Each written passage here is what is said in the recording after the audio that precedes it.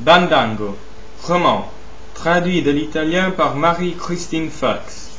Résumé. Alfio tombe éperdument amoureux de Mary, une fille facile et tapageuse, et il fera tout pour abandonner sa femme et ses enfants. Il pense que la vie avec Mary sera meilleure, mais cela ne se passera pas comme il l'avait prévu. Pour une raison ou pour une autre, tous sont contre lui. Des héritages qui s'envolent, des devoirs professionnels compliquent une situation déjà précaire. Mary, qui a accepté de vivre avec lui, se révélera différente de ce qu'Alfio avait imaginé. Un troisième enfant qu'il aura avec Mary provoquera dans leur vie des changements radicaux et inattendus. Une fresque olmienne, l'arbre au sabot, dans l'Italie d'aujourd'hui. Il prit le troisième chemin, derrière le champ de maïs. Les voitures tressautaient en soulevant une poussière blanche. Il était en avance, et il pensait qu'il valait mieux ne pas se faire repérer dans le coin. Qui ne connaissait pas Alfio Mosca dans les environs? Sa famille et lui vendaient des poulets depuis toujours. Vendre et acheter des poulets pour les tuer, les mettre sur cellophane puis au frigo. Après quoi les détaillants venaient les embarquer 2 fois par semaine. Alfio regardait de temps en temps ses mains. Personne ne lui avait jamais dit qu'elles ressemblaient à des pattes de poulet. Et il avait aussi l'odeur de poulet.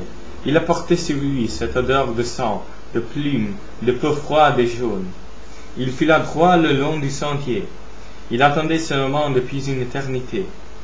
Il l'avait préparé au milieu et les choses semblaient bien se mettre avec cette ouvrière venue travailler dans son entreprise l'été passé. Sa femme n'avait rien dit. Alba ne disait jamais rien. C'était une ouvrière comme les autres. Il pouvait la tenir à l'œil. Alors Alba, il te plaît vraiment, cet Alfio?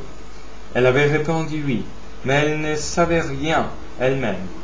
Oui, Alfio, ou oui, devant le prêtre et la famille, oui à tout. Enceinte après 6 mois, et puis après 4 ans, il avait choisi dans le tas. Laisse-moi au moins soulever ta jupe, lui avait dit-il en l'appuyant contre le comptoir. Et Alba n'avait pas pensé le contraire, en lui demandant le soir même s'il l'épouserait après 7h30. Lui ne s'était même pas lavé les mains et n'avait pas vu qu'il avait du sang de volatile sur les doigts.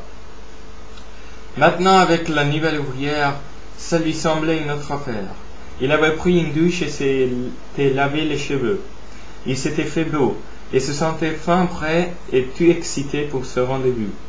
Il tourna et retourna dans ses mains le flacon de verre opaque, contenant le parfum douceâtre et coûteux pour lequel on faisait tant de publicité. Il pensa qu'il avait eu le coup de foudre, et qu'il n'y avait rien de comparable avec ce qu'il avait éprouvé, s'il avait jamais éprouvé quelque chose pour sa femme. C'était bien sûr de la faute d'Alba qu'il ne disait rien, qui ne savait que faire des enfants, et qui regardait la télévision jusqu'au milieu de la nuit, tous les soirs. Le désir d'elle lui était passé immédiatement après le mariage. Il lui avait acheté un soutien-gorge et une petite culotte mauve. Mais ça ne me va pas, ces choses-là. Il aurait mieux valu qu'elle se taise. Il l'avait presque obligé à les porter car il rêvait d'une grande nuit. Alba était restée silencieuse, immobile, les yeux rivés à la télévision éteinte.